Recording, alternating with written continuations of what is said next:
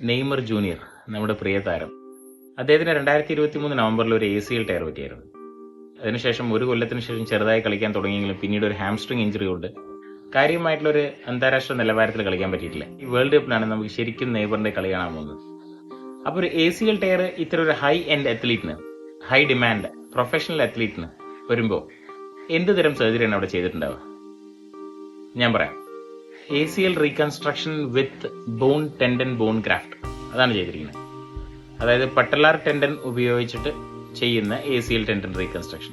അതിൻ്റെ കൂടെ ഒരു മെനിസ്കൽ റിപ്പയർ, അതിൻ്റെ കൂടെ ഒരു LET, ലാറ്ററൽ എക്സ്ട്രാർട്ടിക്കുലർ ടെനോഡിസിസ്.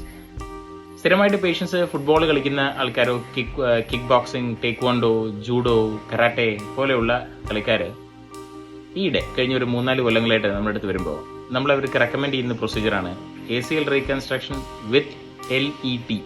LET എന്ന് പറഞ്ഞാൽ ലാറ്ററൽ എക്സ്ട്രാർട്ടിക്കുലർ ടെനോഡിസിസ്. ഈ ലാറ്ററൽ എക്സ്ട്രാർട്ടിക്കുലർ ടെനോഡിസിന് ഏകദേശം ഒരു 10 മിനിറ്റ് എടുക്കുകയുള്ളൂ. കാര്യമായിട്ട് വലിയ ചിലവുകളൊന്നും വരില്ല.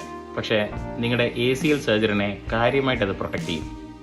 നിങ്ങൾക്കൊരു വീണ്ടും ഒരു ടയർ വരാതിരിക്കാനും ACL പ്രീമച്യൂർ റപ്ചർ വരാതിരിക്കാനും വളരെ ഹെൽപ്ഫുൾ ആയിട്ടുള്ള ഒരു സർജറിയാണ് LET. സോ നെക്സ്റ്റ് ടൈം നിങ്ങൾ കാണിക്കുന്ന ഒരു സ്പോർട്സ് സർജൻ ACL സർജറി ചെയ്താൽ മാത്രം പോരാ, LET ചെയ്യണം എന്ന് പറഞ്ഞാൽ അതിൻ്റെ അർത്ഥം നിങ്ങളൊരു പ്രൊഫഷണൽ അത്ലീറ്റ് ആണെന്നർത്ഥം.